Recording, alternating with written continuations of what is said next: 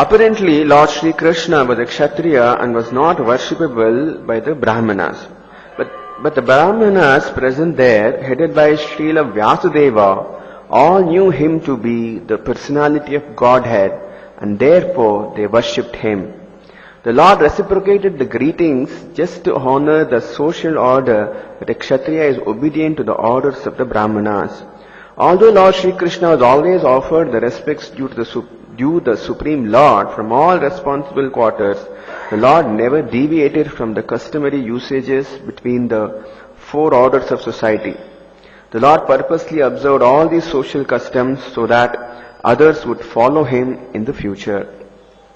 So in this chapter, entitled Prayers by Queen Kunti, here we are seeing Krishna after the battlefield of Kurukshetra.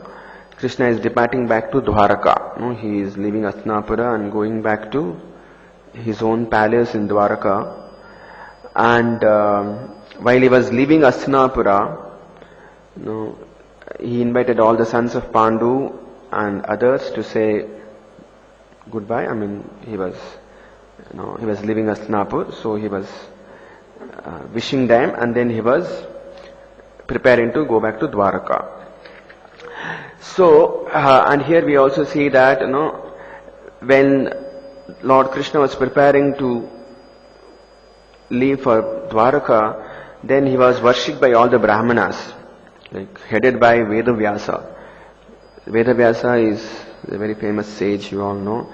He is none other than Lord Sri Krishna. He is literary incarnation of Krishna. So Vedavyasa and all other sages, having assembled in the palace of King Yudhishthira, they all offered various prayers and they worshipped Lord Krishna while he was leaving to Dwaraka. So, and for their prayers and for their worship, Lord also reciprocated the greetings. This is very important understanding that Lord, in whatever mood, we worship him, accordingly he reciprocates. That's why in Bhagavad Gita also Krishna says in 4th chapter 11th verse that ye yatha mam prapadyante tham stathaiva bhajamyaham mama vartmana vartante manushya partha sarvasaha. That to whatever degree, to whatever proportion we surrender unto him, tam stathaiva bhajami aham, I will reciprocate to their feelings to the same proportion. It's like, to the degree to which we surrender to Krishna and we serve Krishna, to the same proportion, Lord also reciprocates to his devotees. Lord also serves his devotees. This is one of the quality of the God. Krishna is such a wonderful personality that he wants to reciprocate to his devotees' service. In spiritual world also this happens. In spiritual there is a competition between the Lord and his devotee. The devotee wants to serve Krishna and please Krishna, and Krishna is also very busy how to serve my devotees, how to satisfy my devotees, how to keep my devotees happy. That is the nature of Krishna, that is the nature of God. There is a competition, there is a transcendental competition between the devotee and the Supreme God. The devotee wants to serve Krishna and make him happy, and Lord wants to serve his devotees and make his devotees happy. So there is a transcendental competition between the Lord and his devotees. So in that way, Krishna is the perfect leader whom we should all follow. See, every one of us must have to accept one or the other leader, isn't it? See, here in this world, everyone follows some leader. And now, what are the expectations from the leader? If I follow some leader, then I should become happy by following him. I should become happy and prosperous. Then there is some use in following that leader, isn't it? Before you select someone as a leader, what is the criteria you want to see? If I follow this leader, whether I will become happy or not, whether I will become prosperous or not. So if I become happy, if there is prosperity for me by following someone, then I'll accept him as my leader, isn't it? So now, in this world, No, we are trying to follow various leaders. There are many great leaders were there in our country also, even other parts of the world also. Like people followed Gandhi, people followed Nehru, people followed Shastri. There are so many leaders we all followed. But by following these leaders, everyone was not happy. Isn't it? Because that's the reason why their own countrymen killed them. Just like Gandhi's case. Our own countrymen assassinated Gandhiji. Why? Because by following the leadership of certain personality, he was not satisfied. So he couldn't satisfy everyone. So that is the distinction, that is the difference between following the leadership of a conditioned soul and following the leadership of Supreme Lord. In other parts of the world also, even Abraham Lincoln, he was the president of America. And then, he was standing for second term. But his own people assassinated him. Isn't it? The Kennedy, and all these leaders, many leaders were assassinated by their own people. So, the message, the point is that, we have to follow some leader in our situation in this world. Everybody has to follow one or the other leader. So now, who is the most perfect leader? Whom should I follow? By following such leader, I am going to receive perfect reciprocation from him, and I am going to become happy and prosperous by following such leader. So who is that perfect leader? Actually, the perfect leader is Supreme Lord only.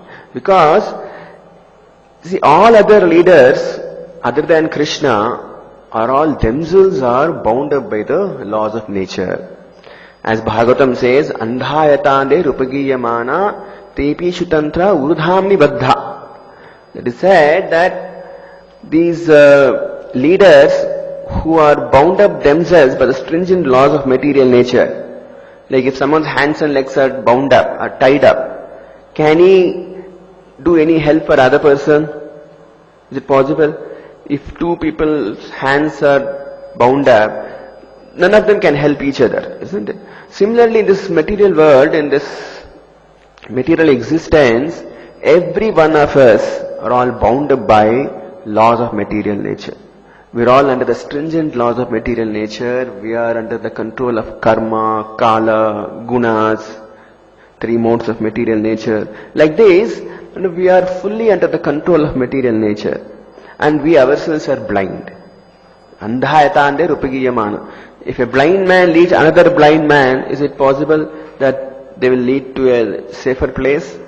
Not possible, isn't it? Same way, in the material world, all these leaders are themselves blind.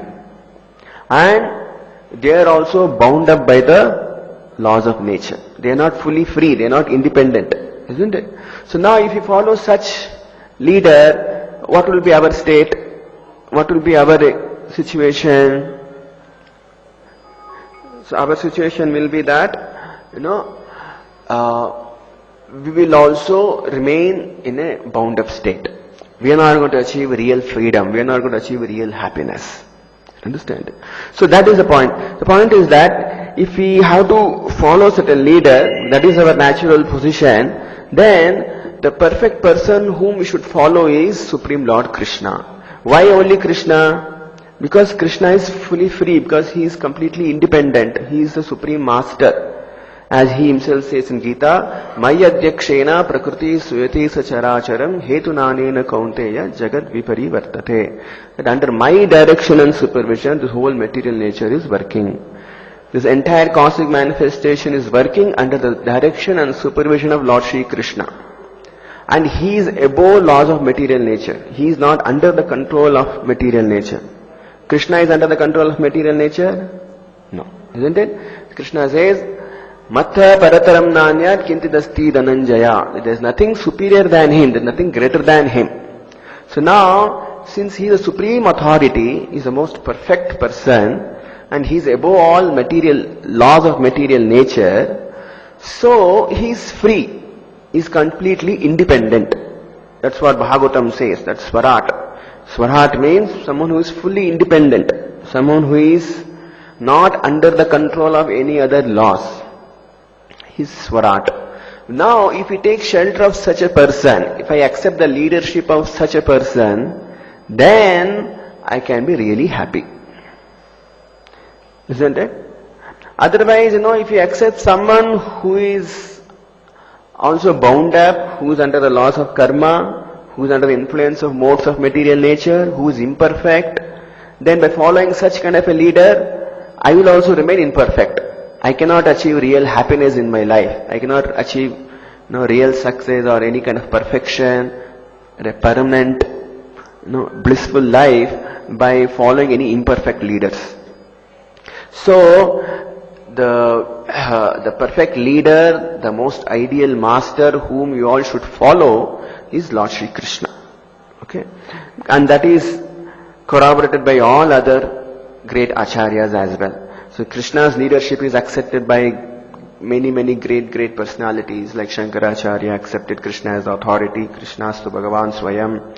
Then Ramanujacharya, Madhvacharya, Lord Chaitanya Mahaprabhu, all other great acharyas, many stalwart personalities accepted Krishna as the supreme authority, Krishna as a perfect leader, and they all followed his leadership and they achieved ultimate perfection in their life. By accepting Krishna as their leader, by accepting Krishna as their supreme master, all of them achieved highest perfection.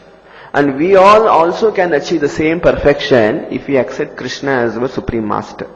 And Krishna, he reciprocates perfectly for his devotees' service. That's what he also says. Ye yatha mam prapadyante tam sateva bhajamyaham. To the degree, to the proportion to which you surrender unto me, to the same proportion I also reward you. Krishna rewards his devotees to the degree, to the proportion to which they surrender unto him. Okay. So now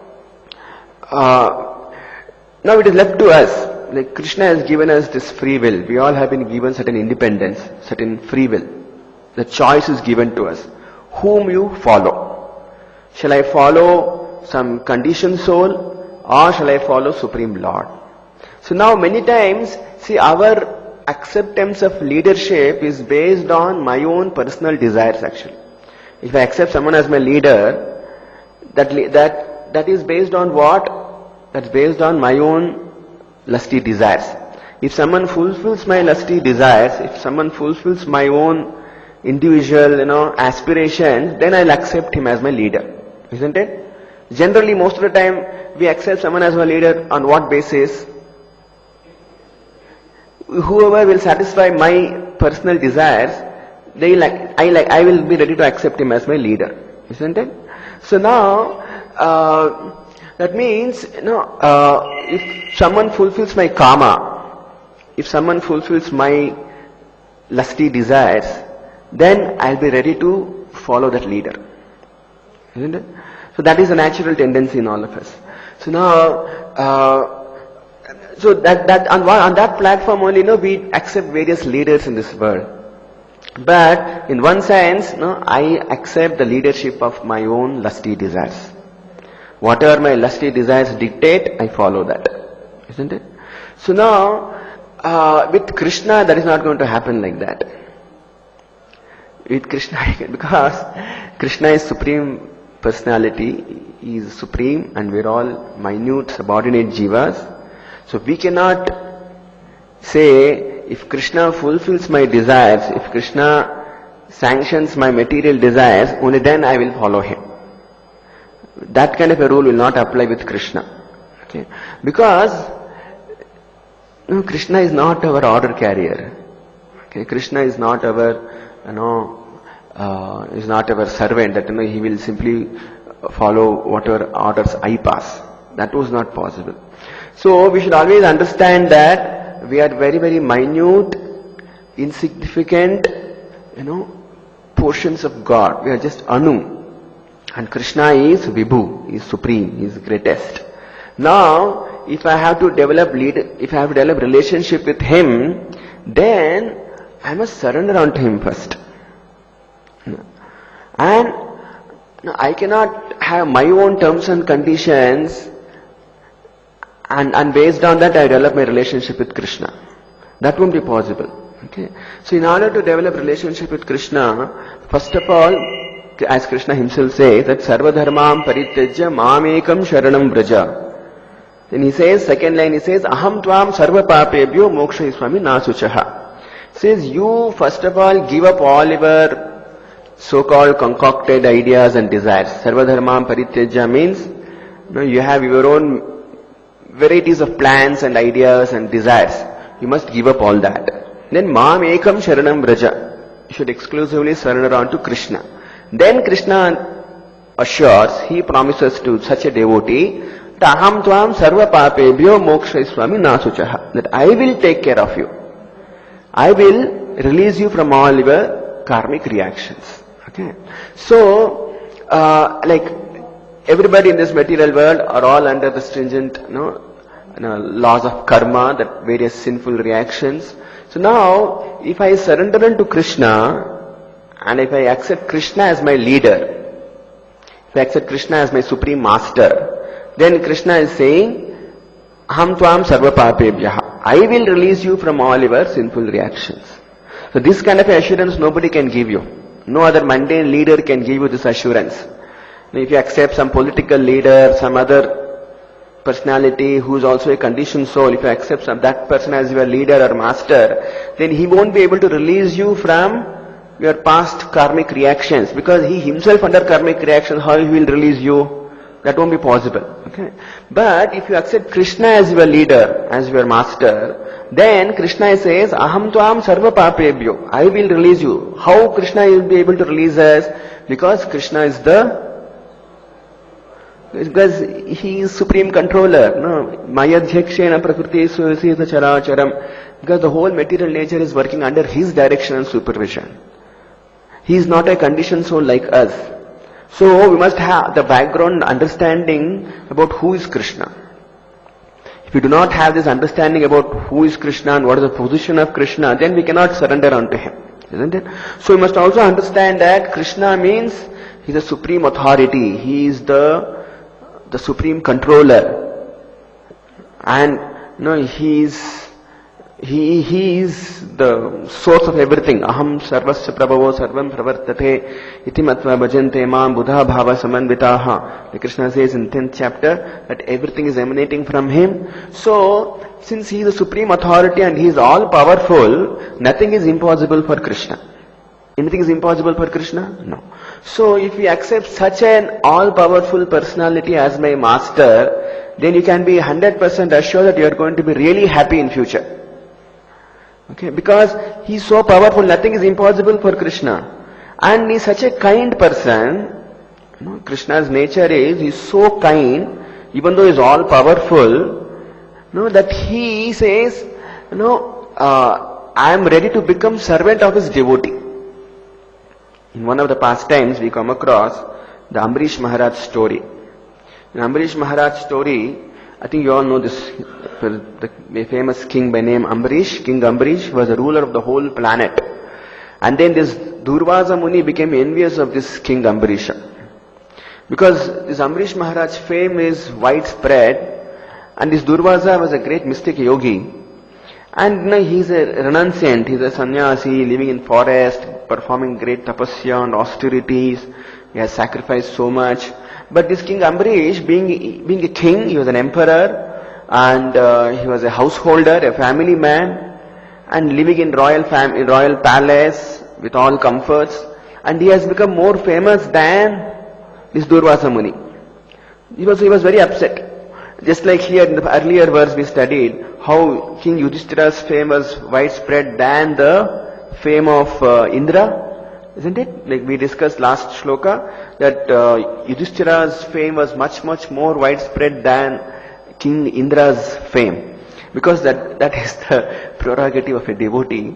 Similarly, this Ambarish Maharaj was much more well known and he was more famous than this Durvasa. So this Durvasa became little envious of this Ambarish Maharaj. He said, I am going to teach him a lesson. So he decided to visit the palace of King Ambarish. And this Ambarish Maharaj was undertaking this Ekadashi Vrata.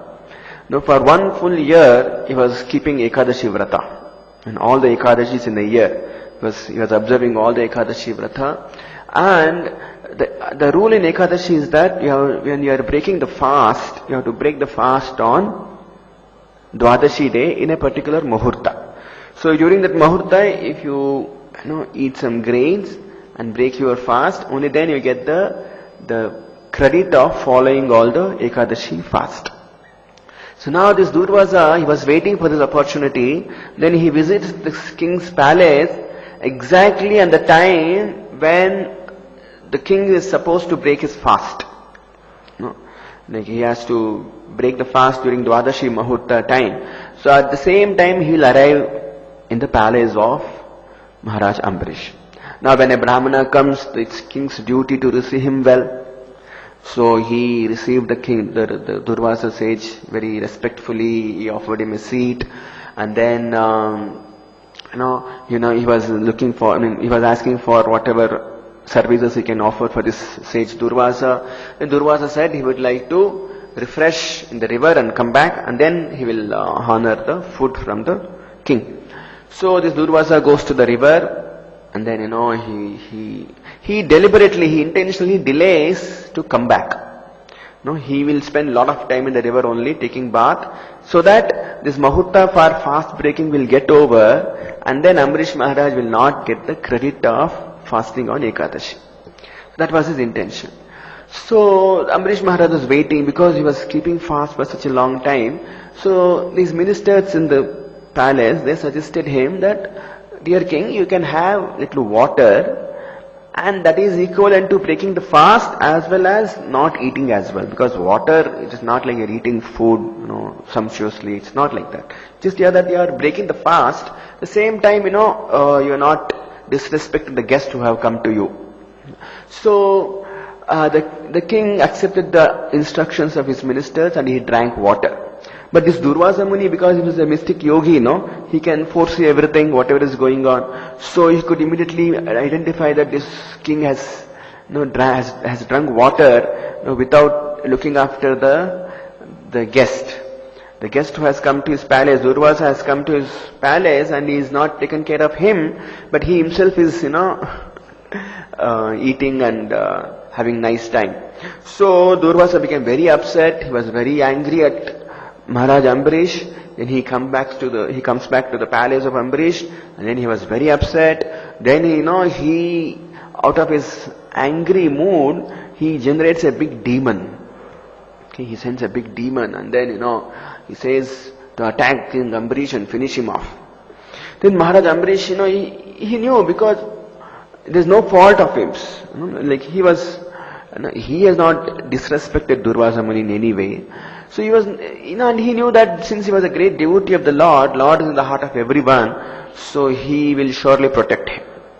So when Ambarish Maharaj was attacked by this big demon created by Durvasa, then immediately Lord Krishna, because Krishna says, ye tamam prapadyante tam satya bhajamyaham, I reward my devotee accordingly. So when his devotee was in danger, immediately Lord, his master, who is the master of Ambarish Maharaj, whom he was following, who was the leader of Ambarish Maharaj?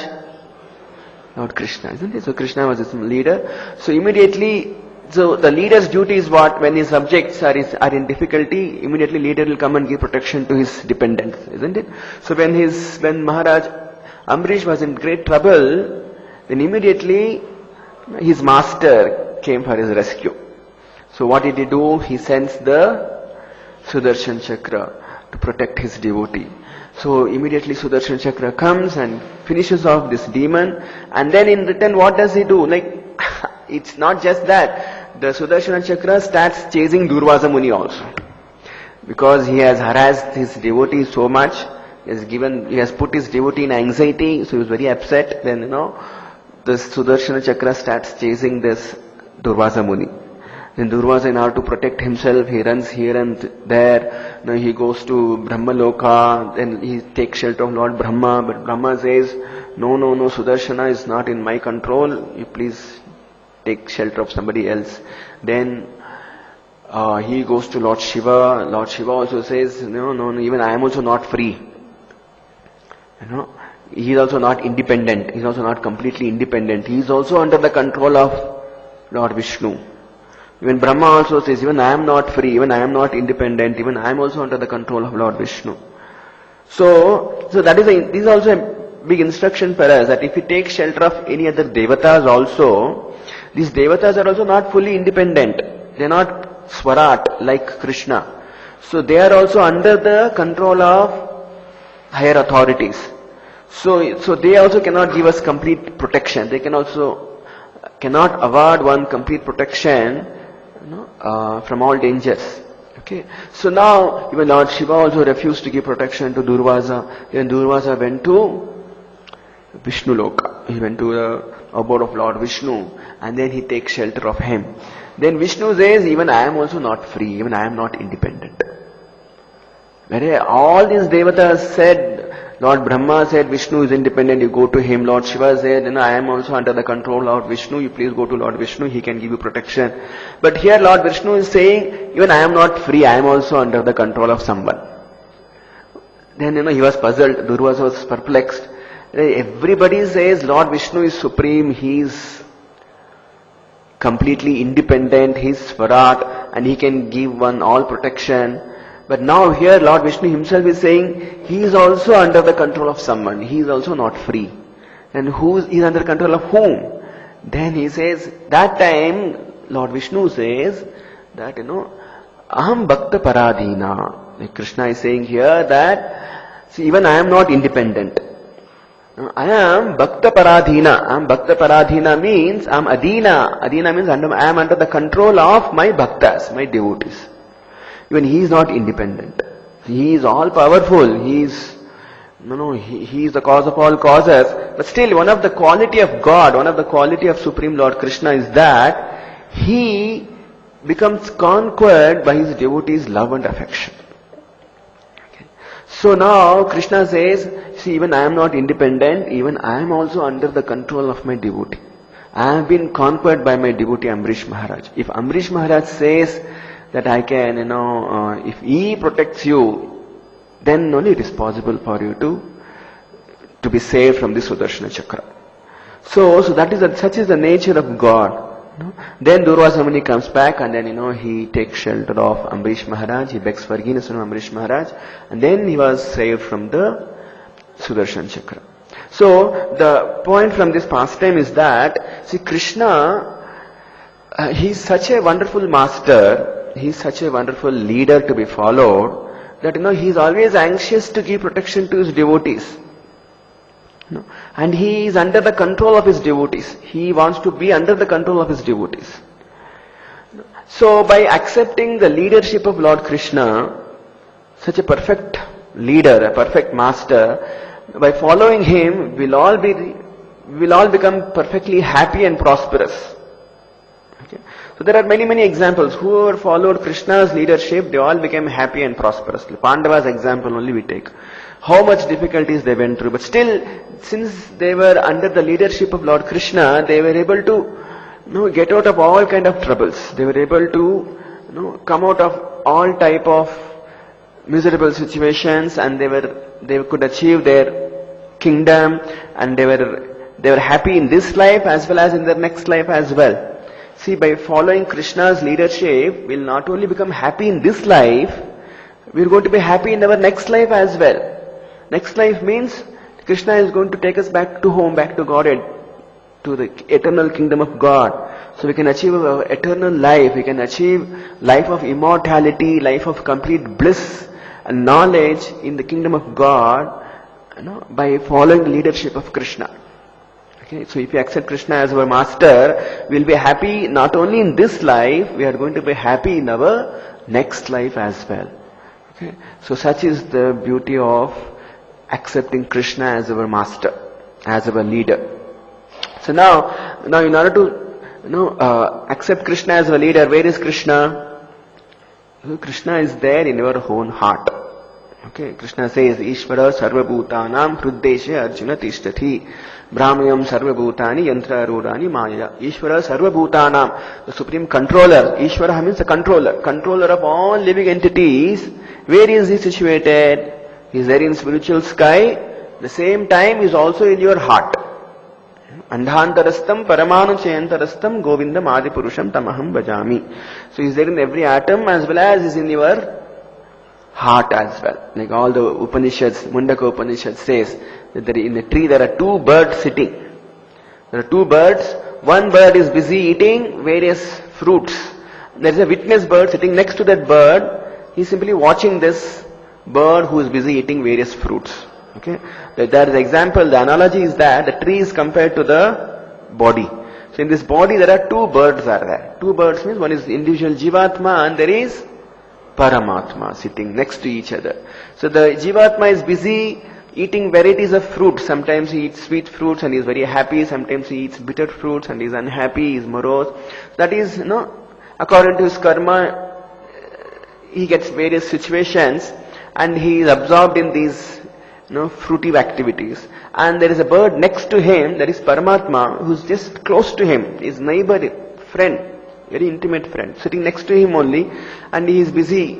He is simply witnessing the activities of his fellow friend bird. Okay. So like that, in this body, there are two birds, that is one is Jivatma and there is Paramatma. Okay. The Lord Krishna as Paramatma is sitting in our heart. So now, being deluded by the various desires, various material desires, under the influence of Kama, Krodha, Lobha, Moha, Mada, Matsarya, Irsha, Tvesha, so many things. We are busy in our external activities and following so many leaders, so many material leaders and masters, and we are going through various types of sufferings. That's why in Bhagavatam says, Kamadina kadidhana katita durnidesha. I follow the dictations of my Kama. Kamadina kadidhana kadita durnidesha means I have been following these dictations of my lusty desires. I have accepted this lusty desire as my leader. And I follow the dictations. Lust says, you go here, you go there, let us go to this restaurant and eat this, let us, go to this club, let us go to this, cinema hall. Various lusty desires are there to enjoy. And I follow these dictations. And as a result, what happens? How much ever I serve these lusty desires, they are not happy. They are not satisfied. They never say, oh, now I am happy, now I am satisfied. They will never be satisfied. And they will only hanker for more and more. Okay. And there is no happiness neither for the soul nor for the people whom we are rendering service. Okay. None of them are happy. Both are dissatisfied. So, now, instead of serving this, Kamadina kadidhana kadidha, we should turn our attention towards our best friend who is just sitting next to us.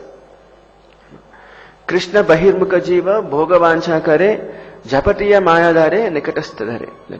Like Krishna bahirmukha jiva, we have turned away from Krishna who is there in our heart. We have turned away from him and then we are trying to be happy by following these mundane leaders. We have put faith in these mundane leaders, these material leaders, and we are following their instructions, we are following their orders, and as a result we are more and more dissatisfied. We are not happy.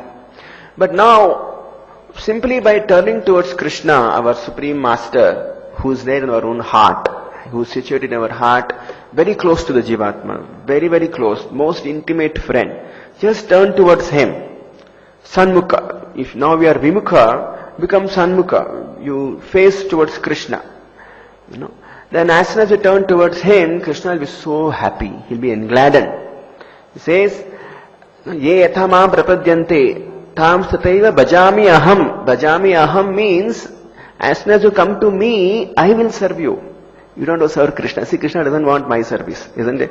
He is all powerful, no? Krishna is complete. He is Atma Rama, he is Sarvaishwarya Purna. He doesn't require our service. Is there any necessity, for Krishna to depend on our service? He is not dependent on our service. No, he is fully satisfied. He is Atma Rama, he is Sarvaishwarya Purna, he is Purna Mada. Like Upanishad says, Purna Madham, Purna Midham, Purnat Purna Mudachyate, Purnasya Purna Madhaya, Purna Deva Vasishyate. He is complete with everything. How much ever complete units come out of him, still he remains complete. Such is the opulence of God, Krishna. So he is complete, he is perfect with everything. He is not dependent on anything. So, and he does not require our service also. He is not dependent on our service. But if we render service unto that supreme complete personality, Sri Krishna, then what happens? If we turn towards him, if we develop a relationship with him, then he starts serving us. I reward him. I reward my devotee. Ye etamam prapasyante tam stataiva bhajamyaham. Krishna himself will serve his devotees. So such is the nature of God. So now only thing is that we have to turn towards him. Now in order to turn towards him and develop a relationship with him, how that is going to be possible? Just like you have to meet some president, you have to develop a relationship with president of a country. Is it possible like that? No. Because if you are very close to him, you are a very thick and thin friend of the president, then you can easily call up the president and say, hi, I am coming to your house today. Then you can easily, go and meet him. But if you are not having such close connection with him, then what is the way? The way is that, you have to, go to somebody who's known to him, go to his secretary or go to his PA, check them appointment, and then, meet him and have a friendly, relationship with him. You have to develop that relationship now, isn't it? So, the same way, just to meet some president, have a relationship with president or a king, so difficult. Similarly, just imagine the position of Supreme Lord Krishna. Krishna, the cause of all causes. Krishna, the supreme personality of Godhead. Now, we have to develop relationship with him, friendship with him. And he is very eager to develop a relationship. It's not that he is very proud about his position and he doesn't care for anyone. Krishna is known as Karuna Sindhu. Hey Krishna, Karuna Sindhu, Dina Bandho Jagatpat. He is the friend of the poor, those who are humble, those who are meek. He is friend of them. And he is ocean of mercy. So now, in order to develop a relationship with him, somebody should introduce you to him, no? Who is going to introduce you to Krishna? Yeah. Guru, spiritual master's role is to connect the Jivatma with Supreme Lord Krishna. He will introduce you. He will connect you with Krishna. And now we have turned away from him. Now we have become Krishna Bahirmukha. Are we in connection with Krishna now? In our conditioned stage, we are not in connection with Krishna now. But now, in order to develop connection with Krishna, somebody should introduce you to Krishna. Somebody should link you with Krishna. That linking method or that person who links you with Krishna is the Guru or the spiritual master. So now we have to approach a bona fide spiritual master like Srila Prabhupada, and then by following the instructions of Guru, we can develop our relationship with Krishna. Okay. So now we should always understand that Krishna will accept our relationship provided we are ready to follow him. See, if leader says something, if you don't follow the instructions of leader, then why he will give protection to his citizens? If the leader has to follow, if leader has to be obliged to serve someone, you must also be ready to follow his orders, follow his instructions, You cannot demand, okay, you're not taking care of me, you're not protecting me. You cannot accuse someone like that. Unless you follow him properly, unless you follow his orders and instructions. Just like a prime minister, a king can say, no, I'll give you protection provided you follow my instructions. There is a condition there, isn't it? So we should also be ready to accept that condition of Krishna. Krishna is putting one condition. What is that condition? If you want to be protected from God, if you want to be protected by Krishna, he is putting one condition. What is that condition? Yeah, sarvadharmam parityajya mam ekam sharanam vraja. If you fully surrender unto him, only then he will give protection. But if you do not surrender to him, you have 10% surrenderance to Krishna and 90% surrenderance, you have faith on something else, that won't do. Okay, so that's why Krishna says that Esam tu antagatam papam jananam punya karmanam te dvandva moha nirmukta bhajante mam drudavrataha. Someone who's too sinful, he cannot accept Krishna's leadership. those who are papagatam, those esam to antagatam papam, those who are filled with sinful activities, they do not want to accept the leadership of Krishna. Krishna himself says that, namam dushkurtino mudha prapadyante naradamaha. Who are those four people who do not surrender to Krishna, who do not want to accept the leadership of Krishna? See, Krishna is such a wonderful leader, wonderful master. By going to him, we are going to be so happy. But still there are people who do not want to accept Krishna's leadership. Who are those people? Like Krishna says, namam dushkurtina. There are some dushkurtinas who do not accept Krishna as their leader. So who are those dushkurtinas? Mudha. Namam dushkurtino mudha prapadyante naradamaha maya apahrita gnana asurim bhavam ashritaha. Those who are fools and rascals, those who are, Prabhupada says like that, those who are fools and rascals, mudhas, they do not accept Krishna as their leader. Naradama means those who are lowest of mankind. They do not take to Krishna's leadership. And Maya apahrita gnana means those whose knowledge has been taken away by illusory energy.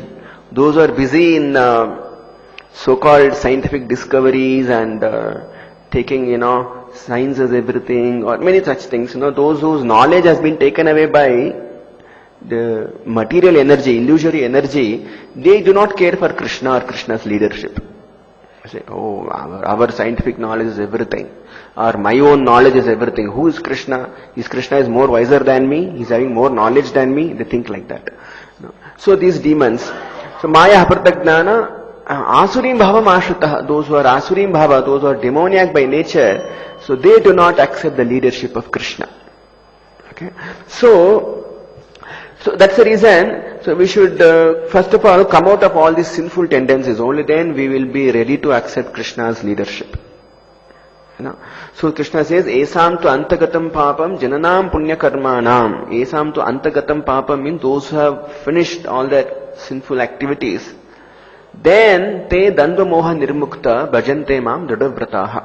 Then they will be free, being freed from all this dvandva, these dualities, moha, all illusion. Dvandva moha nirmukta bhajante mam drudavrataha. They, bhajante means they render service unto him with drudavrataha, with full determination. So that is the position now. The position is that now since we are under the influence of various sinful activities, so we are unable to put faith in Krishna. We are unable to put complete faith and confidence in Krishna. So we are having confidence on my own material abilities, we have confidence on our friends and relatives, we have confidence on our political leaders, we have got confidence on our society, my community, many things like that. I think they will going to protect me, they will all going to help me, my friends will help me, they are better. So why shall I follow Krishna's leadership? Why shall I accept Krishna as my master? So unless we are freed from all these type of, so-called, we have got faith on all these mundane personalities, we have to come out of all this faith. Out of ignorance, under illusion, we have put faith on all these things. So to come out of all these things and accept only Krishna as my savior, as my master, as my leader. Okay? Mam ekam. Ekam means one and only to Krishna. So when we do that, then what happens? Then Krishna becomes our servant.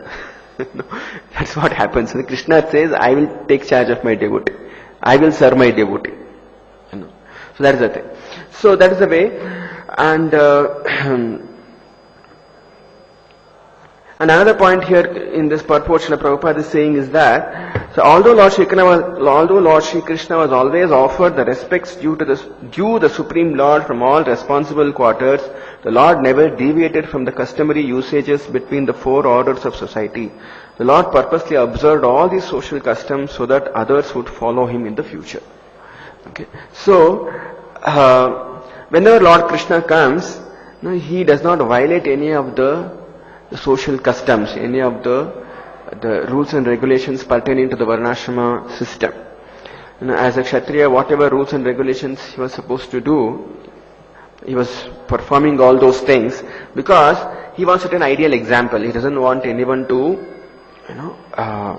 break the laws of Varnashrama system. So he personally carried out all the rules and regulations pertaining to the social orders, so that others will follow him, follow his example. Okay, so that is the thing. So to conclude, we should accept Krishna as the Supreme Master, and we must turn towards him. And Krishna is our own heart. Krishna is situated in our heart, and he is ready to give all direction and guidance. As he says that, he also says that Dadami Buddhi Yogam Tam Yenamam Upayantite is there in our heart, and those who are his constant devotees, for them he gives them the Buddhi Yoga, he gives them the intelligence, he gives them the direction by which we are always protected and saved from all dangerous circumstances.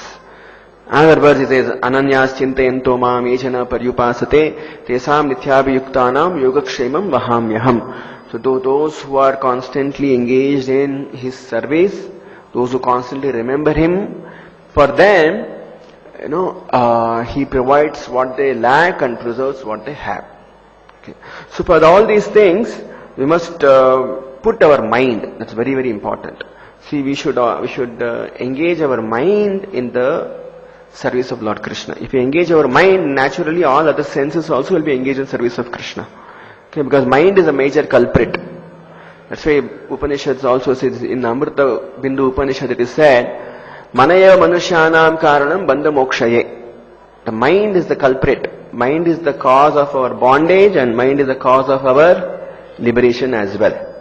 Manayeva Manushyanam Karanam Bandha and Moksha, both. A materially absorbed mind is the cause of our bondage. If our mind is absorbed in all worldly matters, if our mind is absorbed only in, serving the dictations of our karma, krodha, lobha, moha, mada, matsarya, then 100% sure will remain here for many, many lifetimes. But the same mind, when it is absorbed in thinking of Lord Krishna, remembering Supreme Lord Sri Krishna, then what happens? That can cause our liberation, that can cause our release from the clutches of material nature. Because ultimately it depends on the state of mind only, Whatever is our state of mind at the time of death, as per that our next destination is decided. Krishna says that yam yam yapi smaran bhavam chetati ante kalevaram tam tam evaiti kaunteya sadatad bhava bhavitaha. That yam yam yapi smaran bhavam, at the time of death, whatever state of our mind is there, according to that our next body will be decided, our next life will be decided. So now, if we train our mind to think of Krishna always, for that we have to develop love towards Krishna. Relationship means what? Love means what? To remember that person, to think of that person always. So if you develop this sense of love towards Krishna, if you develop that kind of a very thick relationship, very intimate relationship with Lord Krishna, then naturally we'll always remember him. We'll always think of him. Isn't it? So, the whole program is to develop very intense, loving relationship with Krishna. That's all. This whole Bhakti Yoga, Bhakti Marga process is, this Krishna consciousness program means to become conscious of Krishna always. To develop that very close, thick, intimate relationship with Krishna, loving relationship with Krishna. Of course, with background knowledge that Krishna is Supreme Personality of Godhead, I am meant for His service. So with this understanding, with this understanding, when we develop our loving relationship under the direction of a bona fide spiritual master, under the guidance of Srila Prabhupada, then naturally at the time of death one will remember Krishna, and then what happens? Next life we'll be going back to spiritual world, we'll go back to the kingdom of God. So the whole program is to train our mind and to purify our mind. The mind which is now contaminated by many, many anarthas, that has to be cleared, that has to be cleansed. So that cleansing process is also by Krishna consciousness. More and more we touch Krishna, more and more we develop our connection with Him. By the touch of Krishna, all anarthas gets cleansed. So we must also endeavor to give up all these anarthas. We must also endeavor to give up all this karma, krodha, matsarya, dvesha, whatever in our heart, all these anarthas which will drain our energy, which will drain soul's energy actually.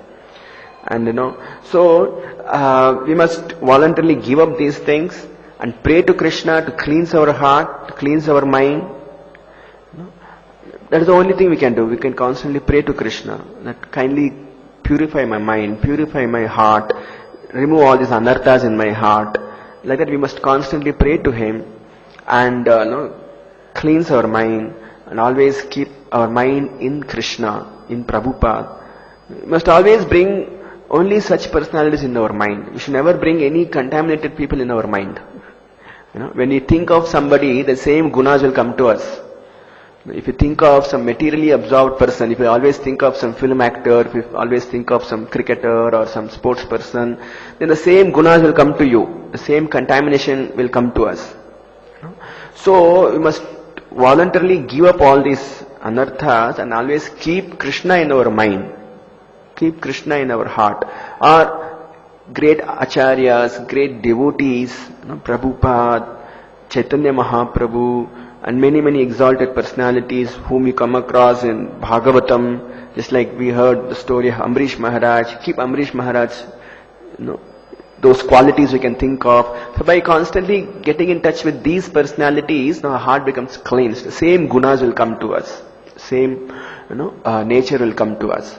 So we must train our consciousness like that. We must practice remembering Krishna always and Prabhupada and pure devotees. So by doing this, by endeavoring in this direction, then we come under the internal potency. Mahatmanastu mam partha daivim prakritim ashritaha bhajan ananya manaso gnatva bhutadim avyayam. So when we are purified from all the anarthas, then we come under the internal potency of Lord Krishna, daivim prakriti. So when we come under the internal potency of Lord Krishna, then there is no chance of falling down. There's no chance of coming under Maya again. So when we are under the internal potency of Lord Krishna, then our real devotional service to Krishna will begin. Okay? That is actually internal potency means we are freed from the influence of modes of material nature, we are liberated and we come under the influence of Antaranga Shakti of the Lord. Under the influence of Antaranga Shakti, his internal potency, the actual devotional service will begin. Okay? So for that we require, in order to achieve that stage, we require the protection of Guru and Krishna. So we must accept their leadership and follow their direction and guidance. Then we will all surely be able to achieve highest success in our life. Okay? Yeah. So we'll stop here. Any doubts? Any questions? Yeah.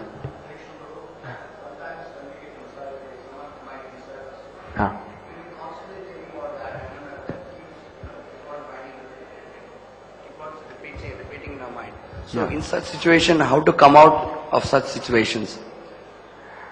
See, as we discussed earlier, we must accept Krishna as our master. If you accept Krishna as our master means you follow the instructions of Krishna and nobody else. I mean either Krishna or his pure devotee's instructions. See, the instructions of Krishna and instructions of the pure devotees or the acharyas or the gurus will not vary. They are the same. There won't be any difference between the instructions given by Lord Krishna in Bhagavad Gita or instructions given by Guru, instructions given by great devotees are one and the same. There will be no difference. There won't be any clashes between them. So if you accept the leadership of Krishna means you follow the instructions of Lord Krishna, the orders of Lord Krishna. And many other people may give so many instructions, like your friends may say something, your relatives may say something, that you should not give much importance. Because they are all conditioned souls, no? They are all under ignorance, they are all in illusion. So if you follow their instructions, then you will remain ignorant. Andhayatande rupagiyamana. That we discussed, no? A blind man leading other blind men. Like that, we should not follow any blind leader. We must follow the leader, the perfect leader. The perfect leader is Krishna. Our friends and our relatives, they're all in illusion, no? So if you follow their instructions, then we'll continue to remain in illusion and ignorance. Okay? So accepting Krishna's leadership means, I only follow Krishna's instructions, Krishna's orders. Whatever Krishna has asked us to do in Gita, because Bhagavad is nothing but Krishna's instructions, isn't it? Bhagavad Gita is nothing but whatever Krishna has asked Arjuna to do. It's not only for Arjuna but for everyone of us. Okay. So if I accept Krishna as my master, then whatever Krishna has asked me to do, I will follow that. That's called surrenderance. I surrender to Krishna means whatever Krishna has asked me to do in Gita, I will follow that. And nothing else. I will not bother my mind, I will not bother myself with instructions of so many other people. Okay, yeah.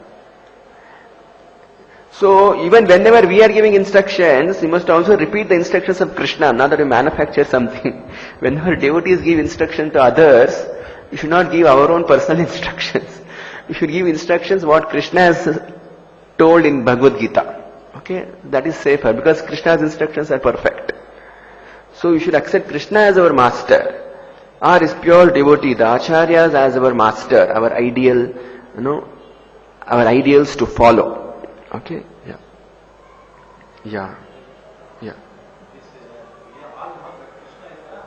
Supreme Personality of Godhead. Yeah. But these Gopastris, they are doing this Katrami Vrata to get Krishna as their husband. So they can directly approach Lord with Krishna. Is it not true? Yeah. Yes, yes. So the gopis were worshipping Mother Katyayani to have Krishna as their husband.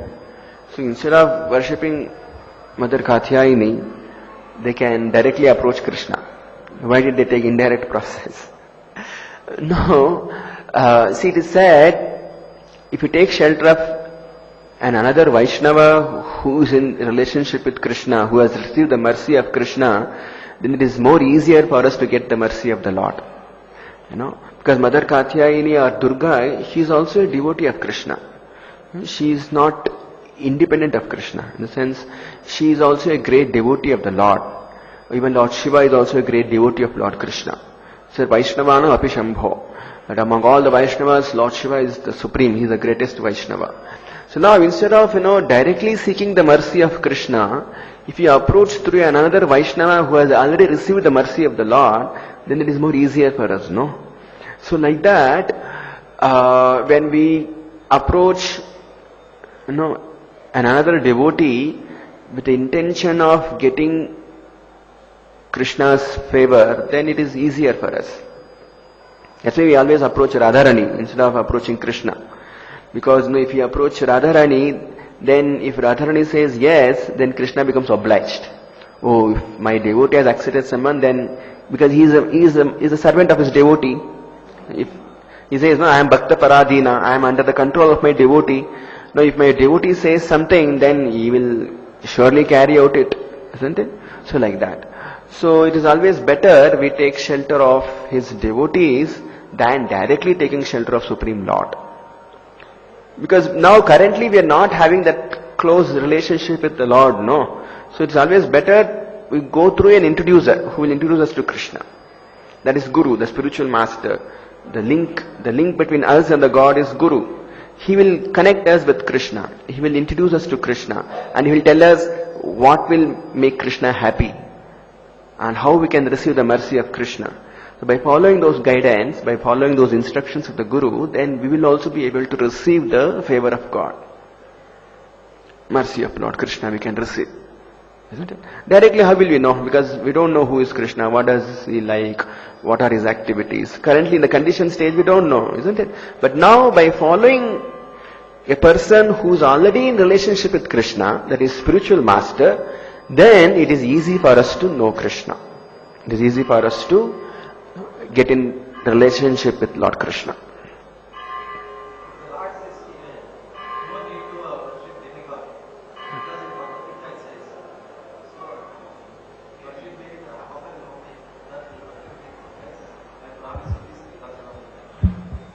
Lord clearly says, no, not to worship any demigods. But still these Gopastris, they were worshipping this Katani Vata to get Krishna as their husband. Yeah.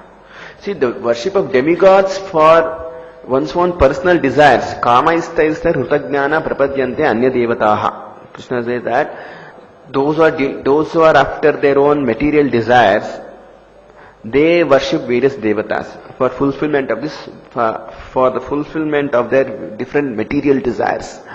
But now here the gopis are worshipping Mother Katyayani not for fulfilling their material desires. They are worshipping Mother Katyayani for the sake of getting favor of Lord Krishna. So the mood is different. The consciousness is different. The mood with which you are performing an action, that is most important. The consciousness with which you are doing. One is karma kanda, one is you are doing some puja of various devatas for getting some fruitive results. That is comes under karma kanda portion. Because now to enjoy the result of those activities, you are worshipping these devatas. Those are called fruitive activities, karma kanda portion. That will cause bondage. Because any fruitive activity you do, that will lead to more bondage, further bondage, isn't it? Either punya or papa, you will be bound up and you have to remain here in material existence. Whereas when you are worshipping, Supreme Lord Krishna or any other Vaishnavas with the mood of getting favor of Krishna, that is not karma kanda. That is actually, that is devotional service to Lord. That becomes bhakti yoga. Bhakti yoga is akarma. Any activity done for the pleasure of Lord Krishna, those activities will not cause entanglement in under karmic reactions. Those activities are going to liberate us. Those activities, any action done to please Lord Krishna, that will release us. That is going to liberate us from material entanglement. Isn't it? Yeah. Okay. Krishna Prabhupada ki, Granthara Srimad Bhagavatam ki jai.